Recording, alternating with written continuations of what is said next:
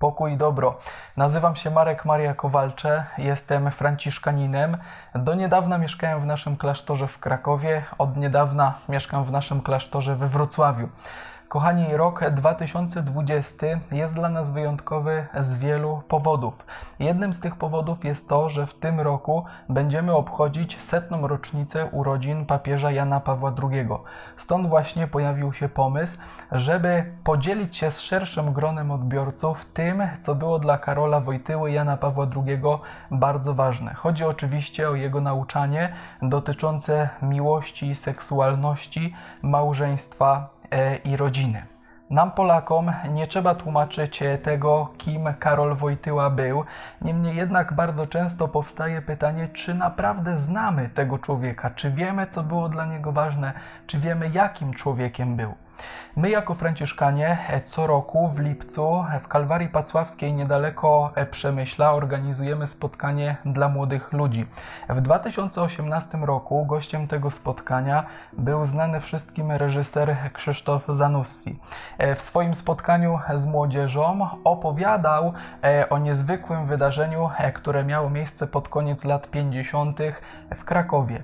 Rodzice jego przyjaciela zaprosili go na kolację. Okazało się, że na tę kolację został zaproszony również świeżo upieczony biskup pomocniczy Krakowa Karol Wojtyła. W czasie tej kolacji Karol Wojtyła zadawał młodemu Zanussiemu bardzo wiele pytań odnośnie tego, co zamierza robić ze swoim życiem, co studiuje, jakie nosi w swoim sercu pragnienia.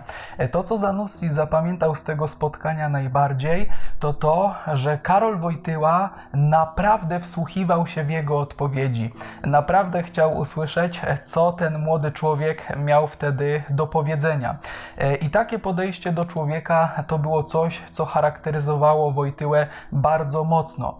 Bardzo pięknie powiedział też o tym kardynał Stanisław Dziwisz, sekretarz Jana Pawła II, że dla papieża spotkanie z drugim człowiekiem było spotkaniem z kimś, kto bezpośrednio pochodzi od Boga. Stąd właśnie wynikał cały jego szacunek. Całym tym szacunkiem do człowieka było przeniknięte również jego nauczanie na temat miłości i seksualności, na temat małżeństwa i rodziny. Ten temat przewija się przez całe jego życie. Papieski biograf George Weigel pisze w swojej książce Świadek Nadziei, że Karol Wojtyła zajmował się narzeczonymi i młodymi małżeństwami już w Niegowici, czyli na tej pierwszej placówce, do której został skierowany po powrocie z Rzymu. Kiedy został duszpasterzem akademickim w Krakowie, to również dużo czasu spędzał z młodymi ludźmi. Pływał z nimi na kajakach, chodzili razem po górach. Wszystko to stwarzało bardzo dobre warunki do poważnych rozmów. Młodzi ludzie darzyli Wojtyłę dużym zaufaniem, dlatego bez problemów dzielili się z nim tym, co przeżywali w kontekście miłości i seksualności. Karol Wojtyła podsumował całe to swoje doświadczenie duszpasterza w swojej książce Miłość i odpowiedzialność, którą wydał w 1960 roku już jako wykładowca KUL-u. To było takie bardzo zdroworozsądkowe popatrzenie na miłość między ludźmi, na seksualność.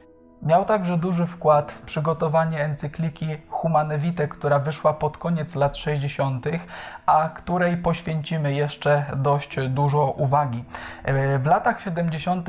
zaczął przygotowywać nieco bardziej pogłębione nauczanie na temat miłości i seksualności. Za punkt wyjścia przyjął oczywiście wszystko to, czego dowiedział się, co zawarł właśnie w swojej książce Miłość i odpowiedzialność. Te jego przemyślenia były bardzo mocno pogłębione przez to, czego Biblia uczy nas na temat miłości i seksualności. I tak właśnie powstaje papieska teologia ciała. Nauczanie zawarte w 129 katechezach, które Jan Paweł II wygłasza w czasie pierwszych 5 lat swojego pontyfikatu między wrześniem 79 roku a listopadem 84 roku. Kiedy studiowałem nad teologią ciała, zależało mi na tym, żeby zrozumieć ją jak najlepiej. Dostrzegałem dość dużą wyjątkowość tego nauczania. Skorzystałem z nadarzającej się okazji i odwiedziłem panią Wandę Półtawską, która mieszkała w bliskim sąsiedztwie naszego krakowskiego klasztoru. W czasie spotkania powiedziała mi coś bardzo nieoczekiwanego.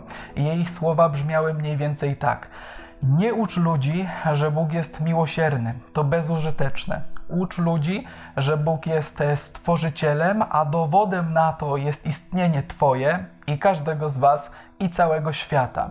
Zastanawiam się nad tym dość ważnym zdaniem od dłuższego czasu i chciałbym się podzielić kilkoma myślami na ten temat. Kilka lat temu, o ile dobrze pamiętam, był to dzień moich urodzin. Szedłem korytarzem naszego klasztoru i przyszła mi do głowy taka myśl, że to, że jestem, wcale nie jest takie oczywiste, bo przecież mogłoby wydarzyć się tyle różnych rzeczy i mógłbym w ogóle nie zaistnieć. Od tamtego momentu lubię mówić ludziom w urodziny: dobrze, że jesteś, bo równie dobrze mogło Cię nie być, a jednak z jakiegoś powodu jesteś. Mój znajomy, który rozmawia czasem z ludźmi na temat Pana Boga, zadaje im takie pytanie: czy podjąłeś decyzję o tym, żeby zaistnieć w tym świecie? Odpowiedź na to pytanie wydaje się bardzo prosta. Nikt z nas nie zdecydował o tym, żeby zaistnieć w tym świecie. Skąd wobec tego wzięliśmy się na tym świecie? Nasze myśli będą w pierwszym momencie biegły oczywiście do naszych rodziców, ale jeżeli weźmiemy pod uwagę wszystkie biologiczne szczegóły powstawania ludzkiego życia, to będziemy widzieli, że nasi rodzice nie mieli wpływu na bardzo wiele rzeczy. Nasi rodzice tak naprawdę nie wiedzą, kiedy zaczęło się nasze życie. Oni wybrali ten moment, w którym podjęli współżycie seksualne, natomiast nie znają momentu, kiedy dokładnie zaczęło się nasze życie. Jest to tajemnica znana tylko Panu Bogu. Nasi rodzice tak samo nie decydowali o naszej tożsamości. Oczywiście wiele cech dziedziczymy po naszych rodzicach, niemniej jednak nasi rodzice nie mieli wpływu na to, kim tak naprawdę będziemy.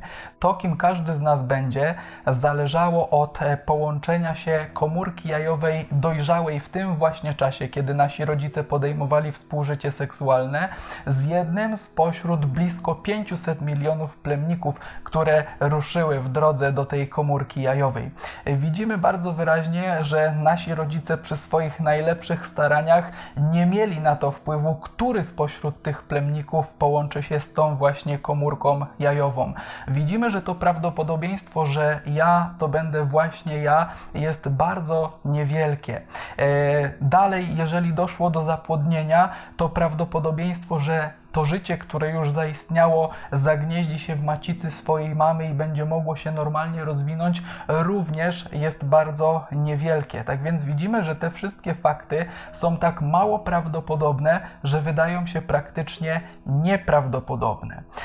Jak wobec tego dalej rozwiązać ten problem? Są dwa możliwe scenariusze. Albo jesteśmy dziełem przypadku, albo jednak ktoś za tym wszystkim stoi.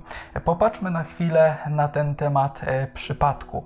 Co oznaczałoby to, że jesteśmy dziełem przypadku? Że nasze istnienie tak naprawdę nie ma jakiejś poważniejszej przyczyny, że nasze życie nie ma znaczenia, że nasze życie nie jest do końca ważne, wydarzyło się po prostu przez przypadek. Ale tu będą rodziły się dwa kolejne pytania.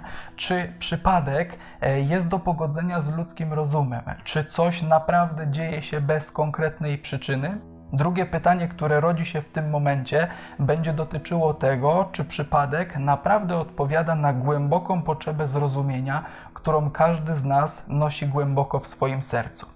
Drugi możliwy scenariusz, który tłumaczy to, skąd jednak wzięliśmy się na tym świecie, to działanie Boga, który przenika wszystkie biologiczne procesy po to, żeby poprowadzić do powstania właśnie tego, a nie innego człowieka. Widzimy w tym miejscu, że jeżeli mamy być uczciwi intelektualnie, to przynajmniej nie powinniśmy wykluczać istnienia Pana Boga.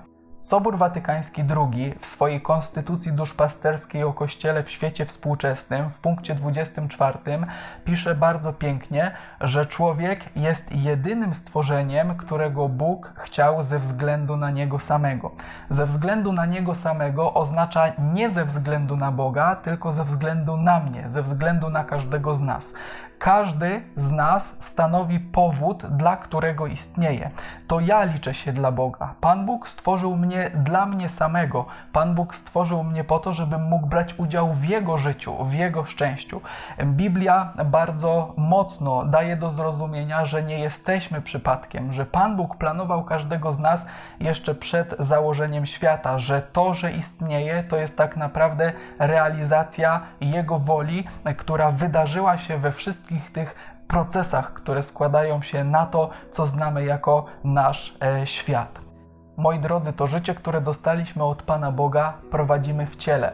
Może być to ciało mężczyzny albo ciało kobiety. W czasie tych naszych spotkań będziemy starali się zrozumieć, co to znaczy, że człowiek został powołany do życia na obraz i podobieństwo Pana Boga właśnie jako mężczyzna i kobieta.